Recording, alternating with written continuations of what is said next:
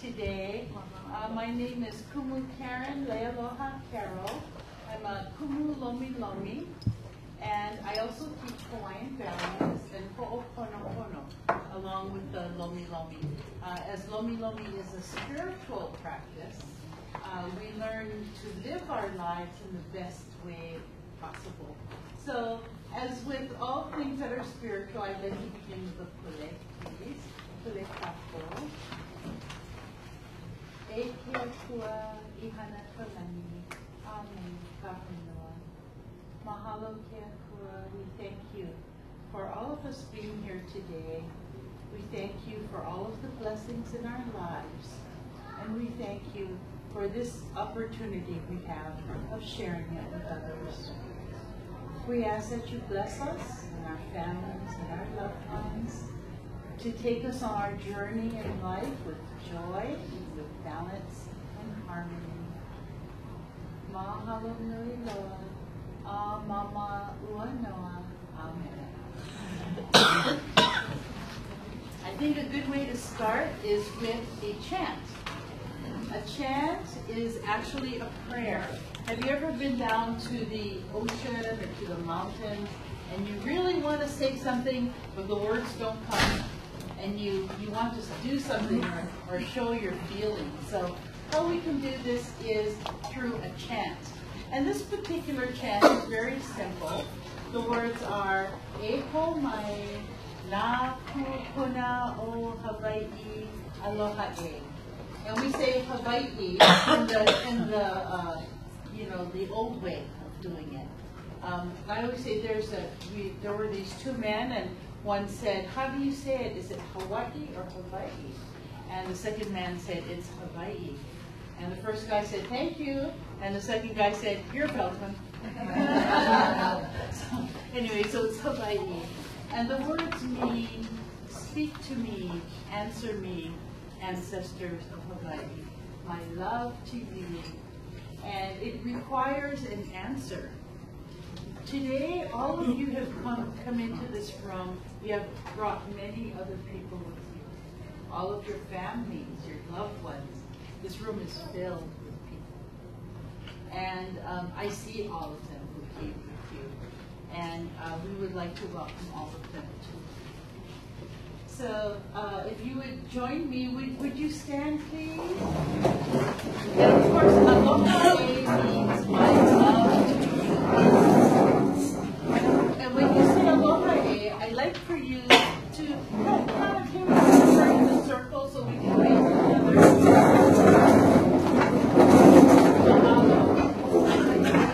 And so as we say Aloha, I want you to look at people all the way around the circle and say Aloha, Aloha, Aloha. Mahalo. So we do the chant 3 times, and it doesn't. We're not going to worry about what our voice sounds like. It's going to come from within. And we're going to say to our kupuna, thank you for being here. Our love to you. Okay, makau. Hi.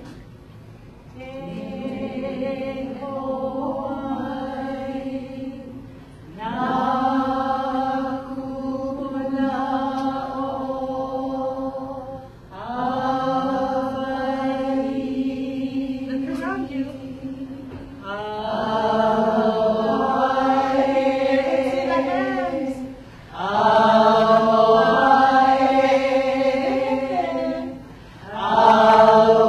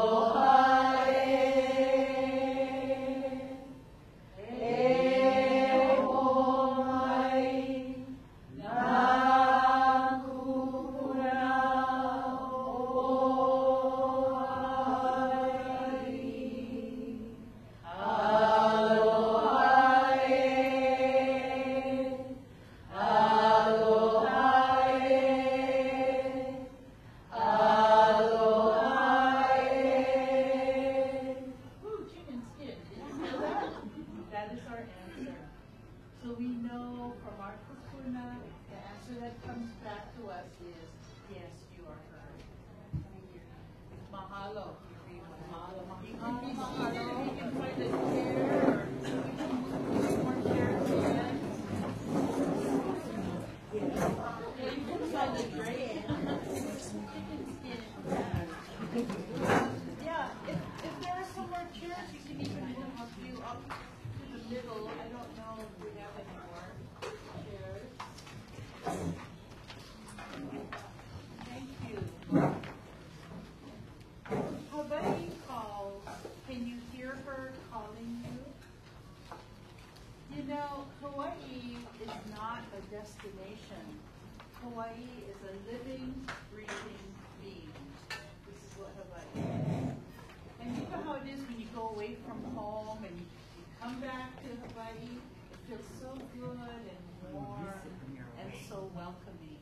And this is what Hawaii is. It's like no place on earth. It is alive like mana. Mana in the ocean, in the aina, in the people, in what we eat. Generations of our ancestors have lived here, and our aumakua still guide us. You know, many of us have forgotten who we are. We have forgotten who we are, and no wonder we feel kind of out of place. We have also lost our way, and our inner compass has been going all kapakahi. So we don't know where we're supposed to be, what we're supposed to be doing. You know, in Hawaii, we were taught by our kupuna. You know, my tutu always taught us, when you go out the door, and you close the door quietly. Yeah? You don't slam the door. If you slam the door, you go and open the door, and you close it again. Because it taught us how to be respectful. And it taught us how to be kind to one another. And we always ask permission before we did something. These are just some of the values that they taught us and that are so important today. Now, when we learn about Hawaiian spirituality, this is not something that you learn in a textbook that you can just cross it off your list. It comes from within. And as we learn about our Hawaiian culture, it insists that we come from a place of aloha. So now we've heard, what is aloha? Isn't that hello, goodbye, and I love you? Well, there is a hidden component in aloha, as well as Hawaii, which is not a destination, but a living being. Aloha is simply a vibration of love. This is what it is. When you have aloha for someone, what you do is you help them with the generosity of spirit. You want to do all that you can for them. Not how much do I have to give, but how much can I give? And sometimes we tend to go overboard and give too much, and we overwhelm people, you know, with our aloha. But this is something that is unique to where we are and what we do. When the Western culture came to Hawaii, all of the ancient ways were banned. We could not dance a hula. My tutu could not speak the Hawaiian language, or her teacher would whack her hands with the ruler. And the healing arts were forbidden. And lua, hula, all of these, olelo Hawaii, it was forbidden. And so our culture was almost on the verge of being extinct. But there were those, our kupuna, who knew how important it was. And so they kept these values within the family. They kept the healing arts, Lomilomi, hula, and they practiced it secretly. Finally, when the bans were lifted, they still had a part of our culture that they had saved. But it was different. Everyone was different because each family was different. And so this is when you have different teachers of hula, different teachers of Lomilomi. There is no right way. They all are a piece of the whole. and we all share that. We should not ever criticize another teacher for their ways. It's just different from what one teacher may have taught. And so the values are what connect all of us to each other. The language, lua, hula, lomilomi, all of these. And I'd like to read something to you, a little bit about why we need Hawaiian values. These are universal core values. And this comes from the great sage, Dear Abby. And it is called The Paradox of Our Times. The paradox of our times is that we have taller buildings, but shorter tempers. Wider freeways, but narrower viewpoints. We buy more, but enjoy it less. Have bigger houses and smaller families. More conveniences, but less time. We have more advanced degrees, but less common sense. Isn't that the truth? Huh? More knowledge, but less good judgment. More medicine, but less wellness. We have multiplied our possessions, but reduced our values. We have higher incomes, but lower morals.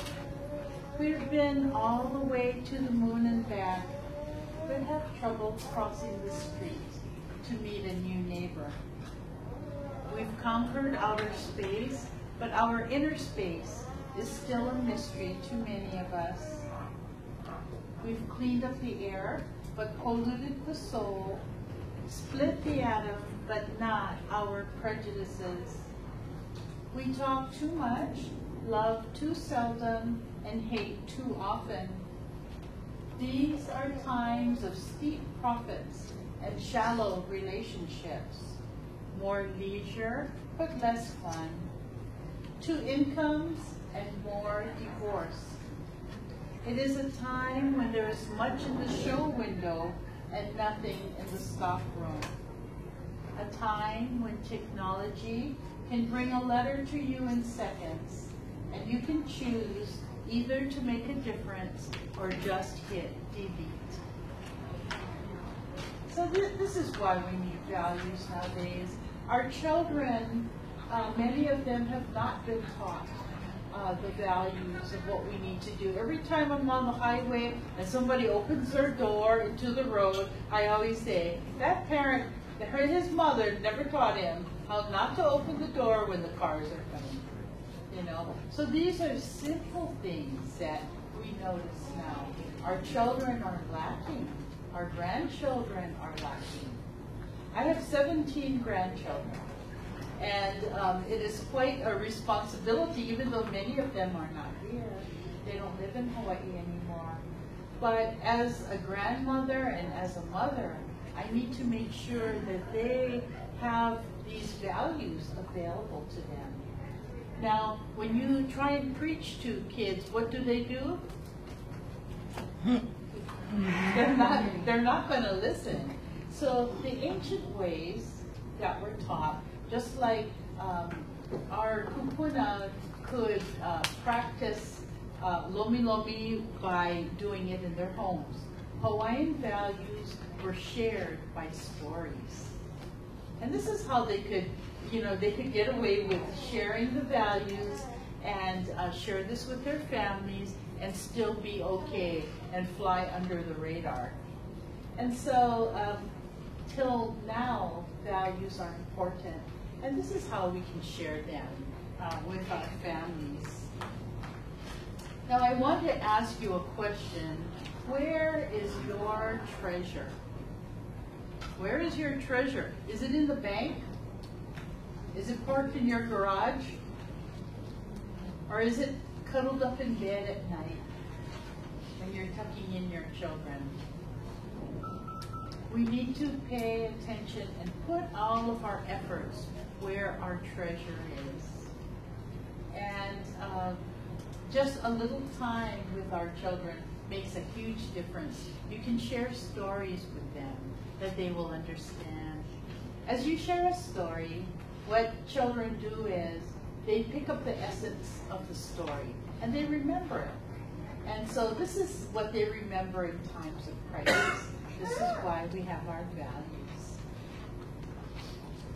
Now, I would like to start. I have several Hawaiian values here, and there is no particular order. So I'm going to go around and have someone pick one, and that is the value that I would. Okay, thank you. Our first Hawaiian value is the word ho'omanawanui. Can you say that? Ho'omanawanui. And this is patience. This is a little, oh yeah, good one is there. This is a story about long, long ago. In a little fairy tale far away, there was a tropical kingdom. And there was a king who had a wonderful advisor. Now this advisor was so upbeat, he was so happy, he was so positive, and this really irritated the king a lot, you know. He was not a very positive kind of guy. Well, one day they were getting breakfast, they were cutting coconuts from the tree, and by mistake the king cut off his big toe with a machete. Oh my gosh, this was a terrible mishap.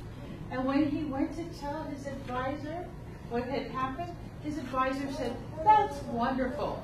He said, "That is a blessing in disguise." Well, the king flew into a rage. And he got his cheerful advisor and threw him into a dry well and started off for home. Well, as this little fairy tale goes on, it says that on his way home, he was met by a bunch of headhunters who decided that this king would be a wonderful sacrifice.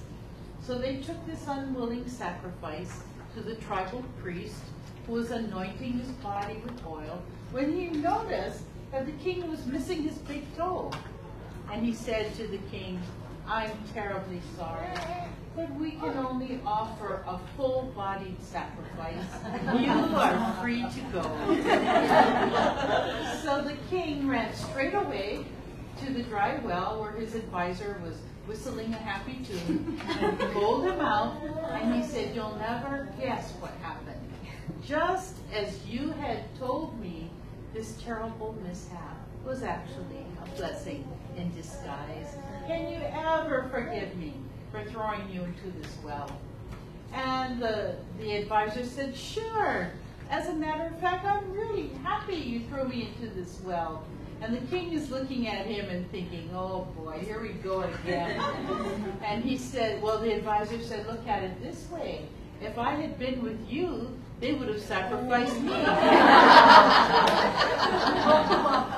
Now, what this tells us about patience is that the very worst thing may be manifesting in your life right now, right in front of your eyes. The worst thing you could possibly think of. Look at it carefully. It may be a blessing in disguise. You know, when we have patience, we're able to wait, and how we act while we're waiting shows how mature we are, without throwing a tantrum or something like that.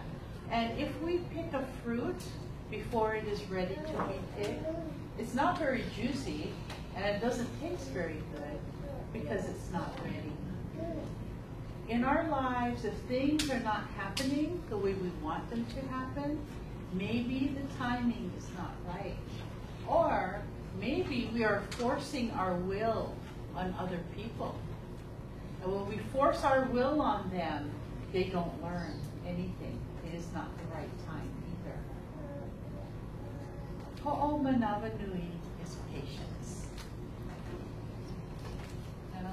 Okay, so I'll come over here on this side and see which one you would like to pick. Or, okay, thank you. She picked the word maupopo. Maupopo, can you say that? Maupopo. Maupopo means understanding. There was a woman, late at night, she was riding on the subway. And as she rode along, she was thinking how peaceful it was, how calm it was that late at night. Well, suddenly the door opened at one of the stations, and in came a young man with his 4 boisterous children. And they were running up and down the aisles of the subway. They were hanging on the bars. And she looked over there and was getting more irritated as time went by. And finally, she couldn't hold it back anymore. And she said to the father, you know, why do you allow your children to do this? Why don't you discipline them? And then she was feeling really smug about it because her children were in bed fast asleep. And she said, they should be in bed asleep. This is a school night. You know, tomorrow's a school night. And the young man looked over at her and he said, I'm terribly sorry. He said, but we just came from the hospital and their mother just passed away. Well, this woman, of course, she felt so bad about what she had said. And as she looked at the young man and his children, her heart went out to them, and her heart broke for them, because now she could place herself in his place, and the understanding became clear that she should have given him the benefit of the doubt. She shouldn't have judged him so quickly. And this is what Maopopo is about. It is about us giving people a second chance. Even if we think we know the whole story, we may not. So share with Aloha. You know, there's a little saying that I found. Actually, I found it on Facebook. And I write lots of stuff on Facebook too. But there was something on Facebook that I read, and I wrote it down, and I thought it was really profound. You know, when you find some profound things on there, not too often, but every now and then you can find it.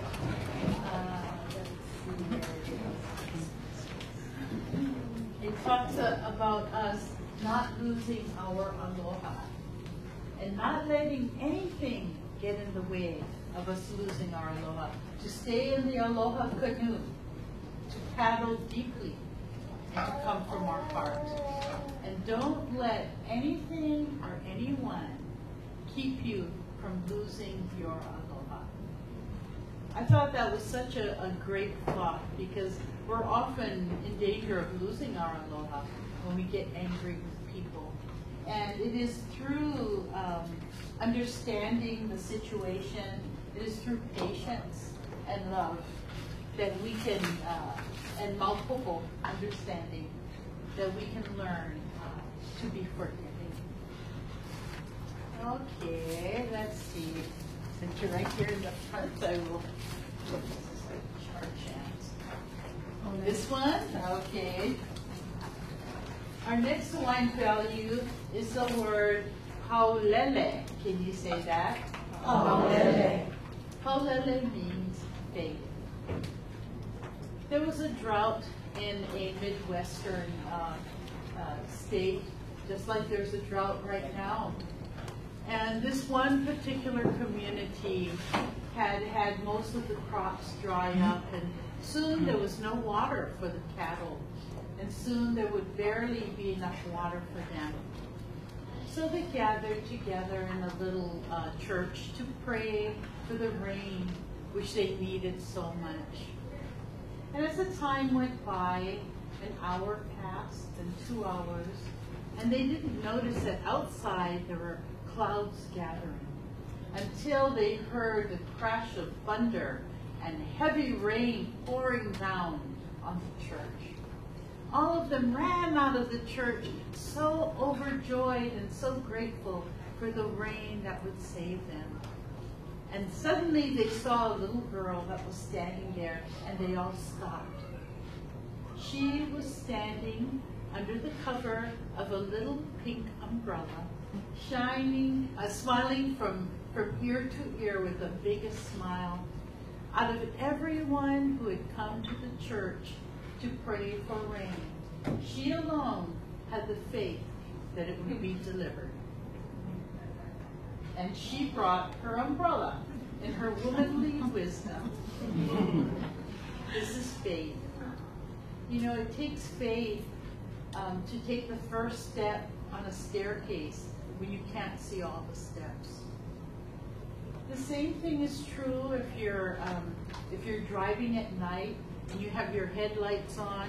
Maybe you can't see the whole distance, but you can see so many feet at a time. So you have the faith that you can go that far, and then later on you can go a little bit farther. And this is what faith is about. Faith, there's let me see. Yeah, we have the saying, I have to see it in order to believe it. But the truth is, I have to believe it in order to see it. And this is Honele faith. Okay. Let's see. I'm gonna come over to you. Okay, thank you. I have my little notes in the back here in case I forget. This Hawaiian value is alaka'i. Can you say that? Alaka'i. Alaka'i means a guide or someone who guides you, or that you guide someone. You know, years ago, I used to live I owned a white ginger farm in Waimanalo. And it was 4 acres, white ginger, tea leaf, and peliconia. And I loved this farm so much. It was way back on Waikupanaha Street, a beautiful view of the mountains. Run errands and haul my kids around. And it was very late that night, and I set out for my home to go out down the road. It was very, very no moon and no street lights, very dark. And as my car turned the corner, my headlights shone on a man who was walking along the street by himself in the darkness. And immediately I locked my door and I kept on driving. And as I started down the road, I heard a voice as clear as could be that said, "Stop the car, turn around, and pick him up." And I said, "No way." So I just kept on driving. And then I heard it again. This time it was louder. It said, "Stop the car, turn around, and pick him up." And again I said, "My mama didn't raise no fool. I don't mean that. I'm not stopping the car." So I just kept on going. And the third time, it was very loud. And the voice said, "You told me to let you know when I need your help. And I need your help now. Stop the car, turn around, and pick him up." And I said, "All right." So I turned the car around. I figured by the time I get to this guy and I ask him if he wants a ride, he'll probably say, "No, thank you." And I'll say, "All right." And I'll just keep on going the way I had come. And so as I turned around, there he was, walking in the darkness. And I rolled down my window and I said, "Do you want a ride?" So friendly. "Do you want a ride?" And he said, "Why, yes. Thank you very much." So I unlocked the door. He got into the car. And he said, "Weren't you going the opposite direction?" And I said, "Yes." And as I drove along, he told me his story. He said he had a DUI, so he couldn't drive to work. And so he had to catch the bus. And that particular day, he was so tired that he fell asleep, he missed his bus stop, he had to go down through the route again, and when he came back, it was so late. And he said that he didn't want to wake up his wife and children to, get them to drive and pick him up. So he figured he could walk. It wasn't that far. And as he walked along that night, he realized the mistake that he had made, because there were no street lights, and that night there was no moon. And as he walked along, he could not even see his hand in front of his face. He didn't know what direction he was walking in. And then he thought of the irrigation ditches. And he thought, oh my God, I'm going to fall into this and they may find me a couple of days later. And as he walked, he prayed. And he asked Keakua to send someone to help him. And guess who Keakua sent? A very unwilling helper. And when I heard that, my heart was so touched, you know. And when I took him home, I realized that he was my next door neighbor. Wow. You know, sometimes you never meet your neighbor because there's a lot of space in between. He was my next door neighbor. What this Hawaiian value teaches us is that we are our brother's keeper. You know, sometimes there are things where it's a lot of humbug to go and do something or to go out of our way. But just as we know someone would help us if we needed help, hopefully that will come back around to us when we need it. Alakai means to guide. We are guided. We are loved. And we all make a difference. Alakai. Okay, let's see.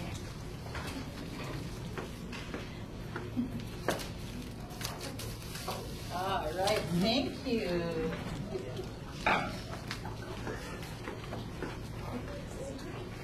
She picked the Hawaiian value, lokahi. Can you say that?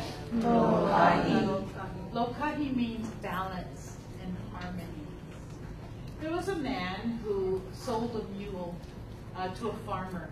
And he told the farmer, you know, this is a very hard-working mule, but there's one thing you have to remember. You have to treat this mule kindly. So the farmer was very kind when he hooked this mule up to the plow, but the mule refused to move. And so he treated him even more kindly, and still the mule refused to budge. So he called the man back and said, you know what, there's something wrong with this mule. The mule won't pull the plow. And the man said, I think I know what's wrong. I'll be right over. So he came over with a 2x4 and he conked that mule on his head and the mule started to pull the plow. Well, now the farmer was very confused and he said, I thought you told me you have to treat him kindly. And the man said, you do, but first you have to get his attention. So what lokahi is about is, what does Keakua need to do to get your attention? To ask, is my life in balance and harmony? Am I living up to my potential? Am I doing all of the things that I can do to help my family and my friends and my fellow man? You know, we need to ask ourselves that question because we alone know the answer. Sometimes we say, Bambai, we're going to do this. I'll tell you, I'll be in balance and harmony after I lose 5 pounds.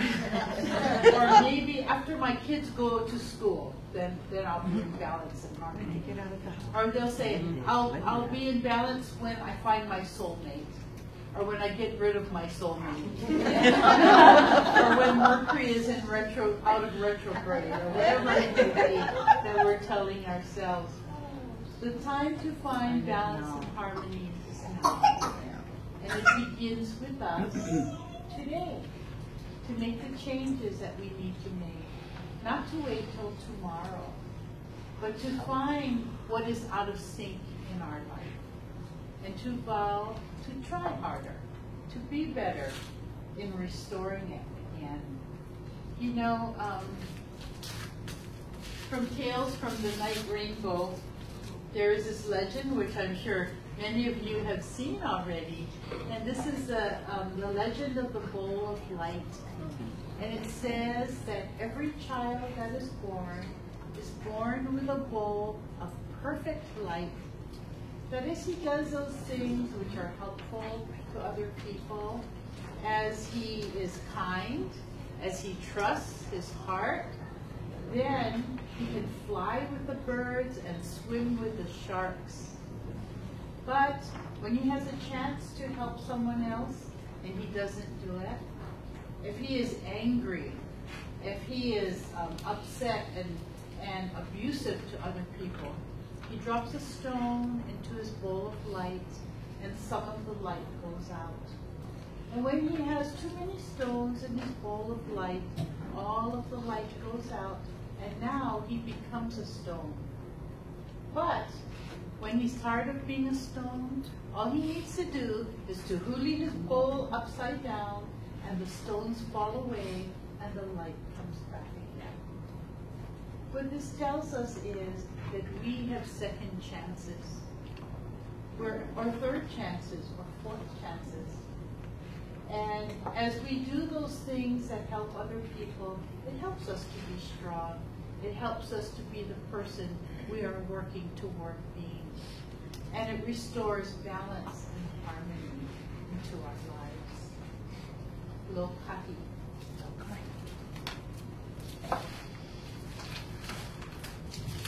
Okay, I'm going to come on this side here, and you're down here. I'm going to have you. Okay, oh, you took the heavy duty one.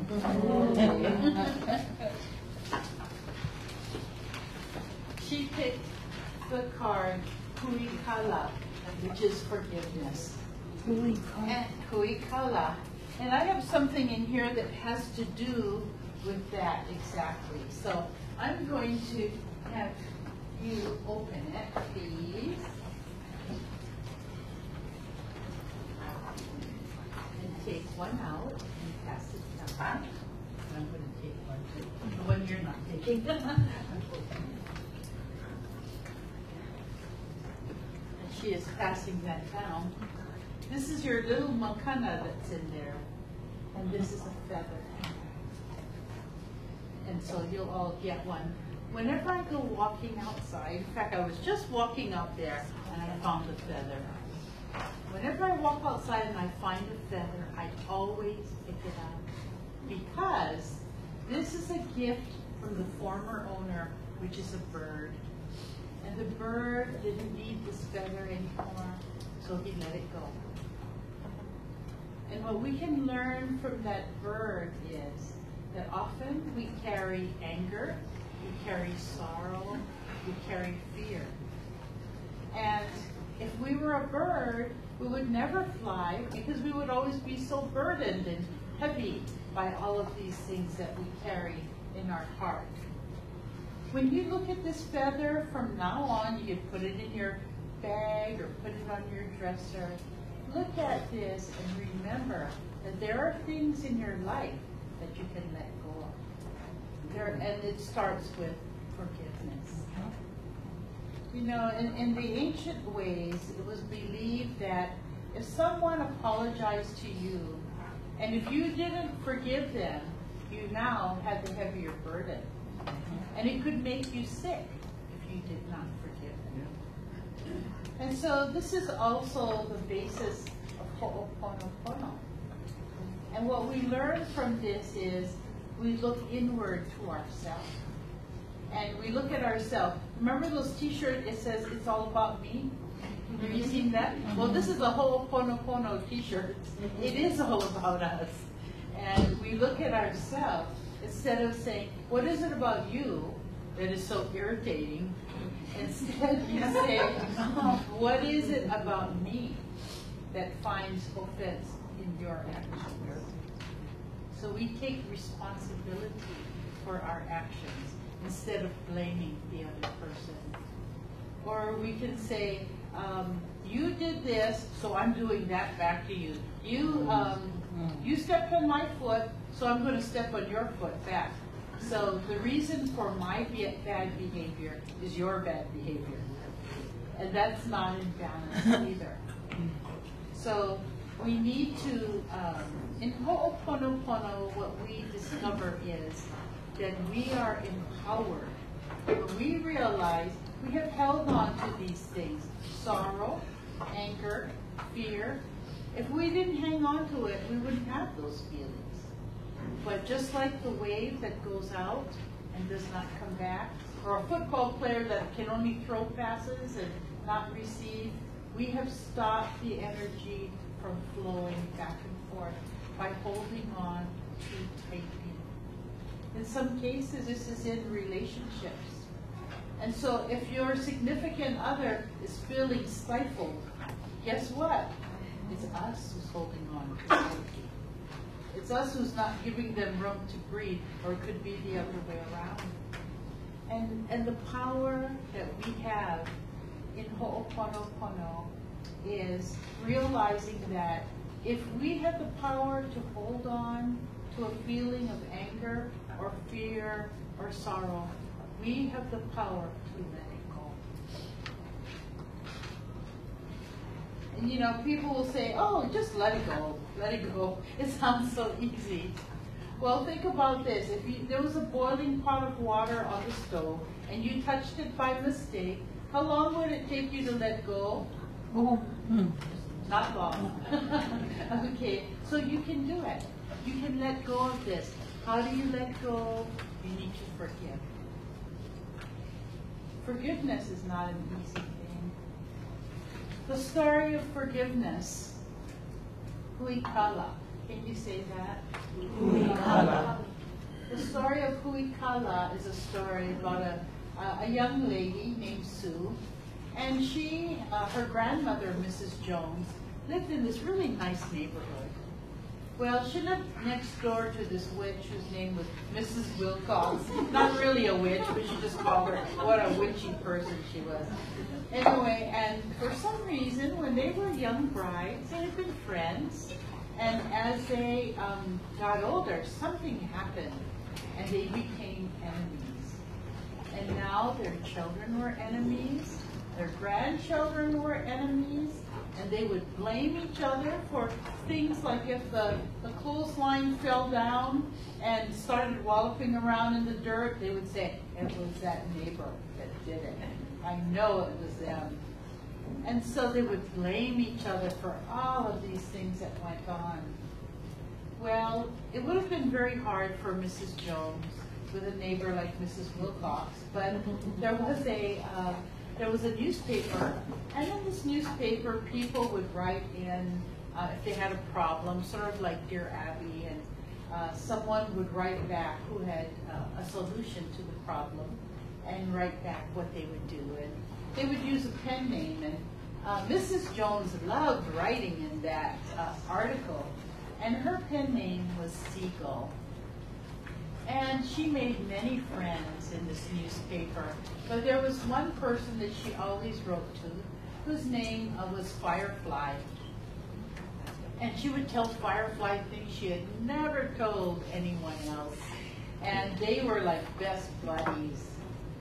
Well, one day, the dreaded neighbor, Mrs. Wilcox, passed away, and even if you didn't like your neighbor, you were obligated to go over and say, is there anything I can do for you? And the family said, oh, you can sweep the steps for having the services at our house. So good Mrs. Jones went over there, and she was sweeping their steps when she looked over on the table, and there was a scrapbook. And there, neatly placed in the scrapbook, were all of the articles that were posted between Seagull and Firefly. And it seemed like the dreaded Mrs. Wilcox was Firefly. Her worst enemy had also been her best friend. And the young lady Sue said that was the only time she'd ever seen her grandmother cry. And it was because of the waste of time and that had gone on, and all the moments that would never be because of anger and because they couldn't forgive each other.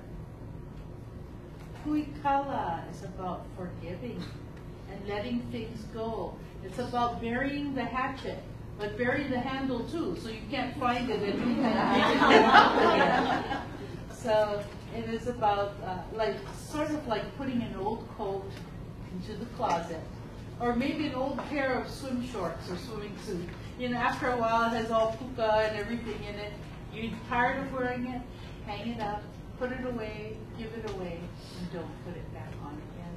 And this is how we need to be when we forgive. And we need to say, I'm sorry. Not like, sorry. That's not the kind of sorry that means anything. We have to say it from the heart. And even when it may be up to us to be the first one to say, I'm sorry, and your apology may not be accepted.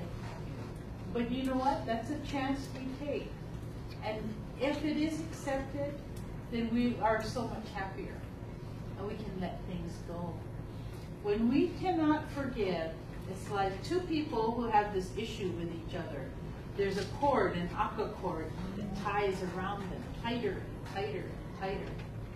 And the more they struggle with it, the tighter it gets. As we forgive others, we cut that aka cord and we let it go. And once that is gone, then we are free. So today, I would like for you to think of someone in your life or a situation that you can forgive with love. Sometimes we have a good reason to be angry and upset, but that's not the reason to hold on to it forever. As we let go of it, our burden is lightened and we are free. So today, think of that and take the step to say, I'm sorry. Or take the step to accept an apology. This is Kuhinapapa.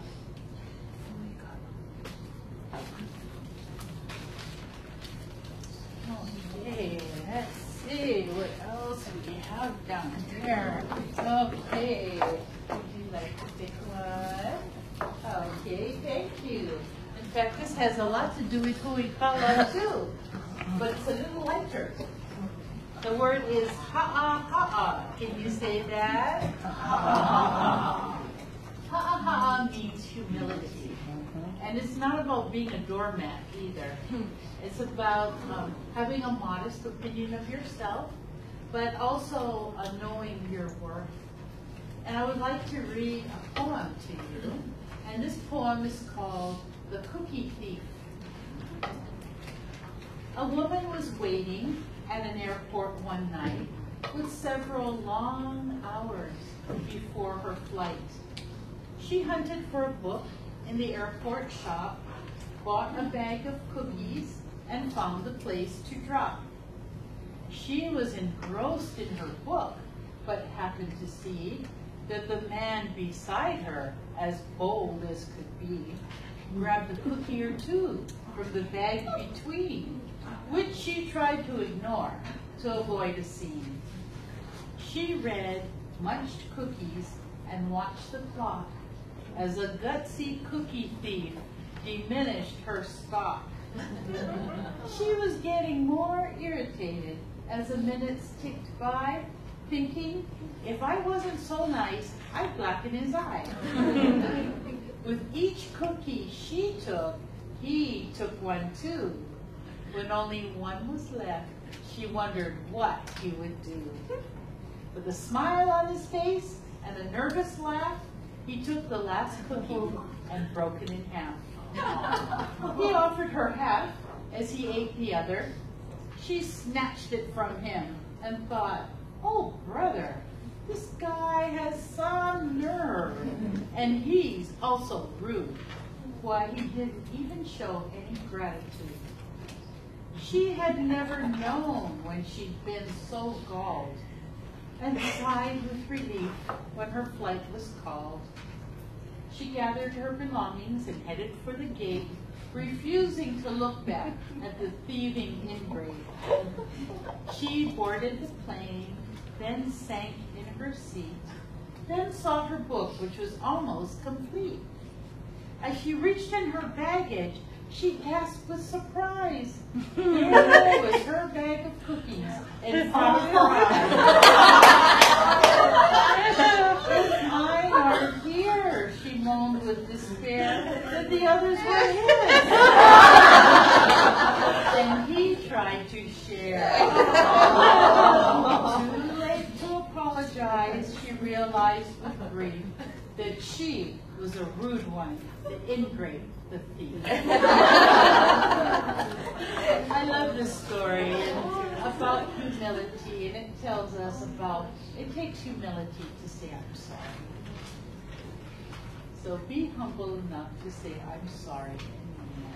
Ha-ha-ha. Okay, let's go back here. We have a few more. Okay, thank you.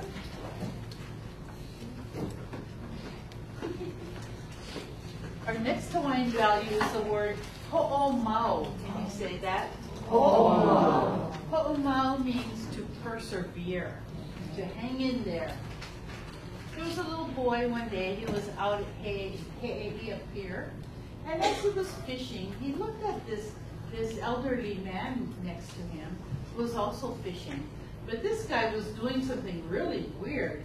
Every time he would reel in a fish, he would get his tape measure and he would measure it. If it was 8 inches long or less, he would put it into his cooler to take home. But if it was bigger than 8 inches long, he would throw it back into the water. So finally, after he did this so many times, this little boy finally went to him and said, "Excuse me, why are you throwing away all the big fish that are bigger than 8 inches long?" And the man said, "That's very simple. It's because my frying pan is only 8 inches wide." Now this man was a small thinker. And he thought that that's the only way you could do it. He didn't believe in cutting his fish in half or getting a bigger frying pan. And we are sometimes like this man. We think that there are tasks that we cannot do that are too big for us. We think there are situations within our job that we cannot possibly do. Mother Teresa said, "There are no great men for great jobs, only ordinary men that serve with great love." And this is to persevere, to hang in there through smooth sailing and rough seas. Be patient. Ho'omau is to persevere. Okay, we still have a few that are left over here. Let me come way in the back here and see. Okay. Choose one. Okay, thank you. She chose the Hawaiian value, aloha. Aloha, that's a very good word, and it makes us smile when we see this word. Can you say that? Aloha. You know, I worked at Lomilomi at one time. I was a nurse there, but also the job I enjoyed the most was as their activity director, because I got to play with the kupuna all day long and would load them into the van and take them holo all over the place and get them all kinds of stuff they're not supposed to eat. So much fun. I said, "Look, got cookies inside here. Juice, let's go." So, you know, I had so much fun with them. And through them, they taught me about aloha. That it's not just a word that you say, but we talked about it as being a vibration of love. And this is what it is. When they say to you, aloha, you know they mean it comes from you here. And it is a very special word. I have a friend who had a broken down old van. And as luck would have it, it finally conked out in Nanakuli. And so she left the van by the side of the road and she sat down on the curb, just wondering what she was going to do. She didn't have anyone there to help her. She didn't have any money, and she didn't know how she was going to get her van home. And as she sat there, there came a brand new Cadillac driving up with an elderly Hawaiian man. And he stopped his car and he got out and he said, "Hey, Tita, what's wrong?" And she said, "Oh, my van is conked out and I don't know what I'm going to do." And he said, "Well, why don't you let me tow your your van and I'll tow it home for you. And she looked at him in amazement and she said, you mean to tell me you're going to tow my broken down old van with your brand new Cadillac? And she said she'll never forget what he said. He looked into her eyes and he said to her, you are more important than my car. She said tears came to her eyes because this is aloha. This is the essence of aloha. Not to think of yourself, but to think of the other person and how you can help them. We are ambassadors of aloha every day. How you act, what you do, all the choices that you make. This is what will share the spirit of aloha and truly be meaningful in the lives of others and enrich your own life. There were some children who were asked what aloha was. There was a 6-year-old and he said, aloha is like when a puppy licks your face, only it's not so sticky. Another little girl, 6-year-old, says, aloha is what dolphins whisper to each other and to you when they pass under the ocean. I thought that was so cute. I can just see those dolphins going, aloha. Another little girl, age 5, said, it should be a flavor of ice cream because it's that good. Oh, that's a good one. And the last one said, aloha is all the good feeling like love and missing someone, but it isn't so mushy. That sounds like a kid. So aloha is not to be fooled by outward appearances, but to feel what is within the heart. There are many definitions of aloha, and the one that I like is, I stand in the presence of Keapua, the divine creator. I acknowledge the spark of the divine within me, and I recognize it in others. They become my Ohana. All that I see is love. It's sort of like my next door neighbors, the Tanakas. If you look at all their kids, you know they're a Tanaka because they look exactly like each other.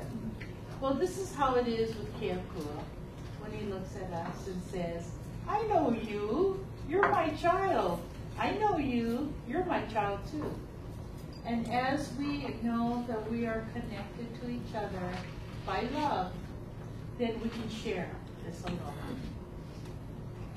What time are we supposed to end? Is it pretty soon? Will you please tell me? 11:30. Okay, good. Okay, let's see. We still have a few more to go. Let's see here now. That's right, you said that clock is wrong. The red. Not moving. The Hawaiian Values she chose is the word hano hano. Can you say that? Hano hano means dignity. This is a true story, and this story is about a man who had a great job, and he was brilliant in what he did. And through no fault of his own, the company had to fold up and closed, and he lost his job. Well, he managed for several months, and he still could not find a job. And soon he had used up all of his savings, and soon he had no money left, and he lost his home. And after that, he was wandering the streets, very, very hungry. He had not eaten for 2 days when he came upon this little diner, and he could smell the Portuguese sausage sizzling on the grill, and he could smell the coffee and see the pancakes. And he made the decision that he would go into this diner, he would order the biggest meal he could possibly order, and then he would tell the owner that he could not pay for it. And so this is exactly what he did. And as he finished every single bite of his food, he was stalling for time, waiting for more people to leave so that he would not be embarrassed by so many people when he told them he couldn't pay. Now the owner of this diner was a very compassionate person, and he had a sneaking hunch that this guy could not pay for his meal. And he was behind the counter, and he reached down as if to pick something up, and he came up with a $20 bill and said, "Oh, you must have dropped this." And he handed it to the man, and the man paid for his meal and was able to preserve his dignity. He never forgot this kindness that was given to him. And over time, because he was brilliant, he was able to find a wonderful job, rising to the ranks of president and eventually owner of a multi-million-dollar company. And you will hear about it at Christmas time, about a man who goes around in neighborhoods where the people cannot afford anything, and he'll reach down and pick up a $100 bill and say, "Oh, you must have dropped this," and he will give it to the family. Dignity is something that's very important, not only in our lives, also our kupuna. How do we treat them? Do we treat them with dignity? Are we, sometimes even our children, "I'll slap your head, get over here." You know, we need to, they will act like how we treat them. So this is very important. There's a little saying here that says, how far you go in life depends on your being tender with the young, compassionate with the aged, sympathetic with the striving, and tolerant of the weak and the strong, because someday you will have been all of these. Hano hano, dignity. Okay, let me think.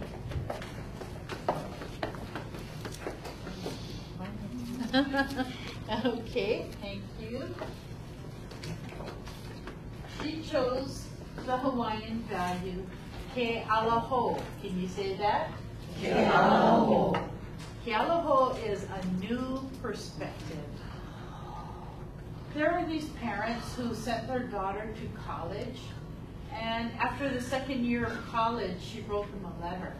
And this letter said, "Dear Mom and Dad, I met a really great guy, and unfortunately he dropped out of school when he was in the 10th grade, but he does have a job, you know, working at this little diner, and I have decided that I am going to quit school, and I'd like to go back to school later on, and I may be pregnant." Well, on the second page it says, "Dear Mom and Dad, everything I said on the first page is not true." But it is true, I had an F in French. And it is true, I need more money for school. I think she kind of set her parents up to accept almost anything. For the first letter. And they had a lesson on finding a new perspective. Ke Aloha means finding a different way to look at things. For example, even in Ho'oponopono we say it's about finding different ways to see things and not blaming others. I drew this beautiful picture all by myself, and I wanted to show you this wonderful picture here that I drew. Now, tell me, when you look at this, what do you see? Just yell out an answer. Eyeball, tire, eyeball, target, a hat, a what? A pico, puka. Oh, puka, a pico. Okay, what you have experienced in your life, this is what you see here. If you just have a flat tire, you're going to see a tire. If you love your egg sunny side up, then this is what you will see. Now, in judging other people, we cannot judge them by our set of rules, by what we've experienced. Someone waking up in the morning, they may look at this and be so happy and say, "Donuts!" And someone else, looking at this picture, may see the end of a loaded gun. because this is what they have been raised with. So Kealoho, or having a different way of looking at things, is also about not judging other people by our set of rules, by giving them a second chance, and by realizing that we are all different, and we all see things in a different way. Kealoho. And we have the last one. I guess I'll pick this one myself. The last one is the word kuleana. Can you say that? Kuleana. Kuleana means responsibility, or area of responsibility. This is a story about a little boy who lived in a little village, and he was diabetic. And no matter how much his mother begged him, he would still sneak all the candies and the cookies, and he would secretly eat them at night. And he was getting more and more sick. And his mother didn't know what she would do. Then she had an idea. She knew that he loved his uncle very much. And so she decided to make a 2-day walk into this valley to where his uncle lived. And she told the uncle that they were coming. And when they arrived after the 2-day walk, this little boy sat at his uncle's feet. And his uncle looked deeply into his nephew's eyes. And then he turned to the boy's mother and said, "You have to bring him back in 2 weeks." Well, the mother was very upset that she'd have to come back, but she did as she was told. And 2 weeks later, again, they made the long journey back to the uncle's village. And again, this little boy sat at his uncle's feet. And the uncle looked deeply into his eyes and said, "You must stop eating sugar. It is not good for you, and it is making you sick." And the little boy, because he loved his uncle so much, agreed to this. The mother was overjoyed, but she was also upset. And she said to the boy's uncle, "Why didn't you just tell us that 2 weeks ago when we were here? It would have saved us a long trip." And the uncle said, "It is because 2 weeks ago I was eating sugar." Kuleana is about example. Also, you cannot tell someone what to do unless you are doing it also. Kuleana. This is part of being responsible and a good parent. I would like to thank you for being here for our Hawaiian Values. We have another Hawaiian Values class tomorrow between 10:30 and 11:30, different ones. And it is more on us as women and empowering us. Okay, mahalo everyone.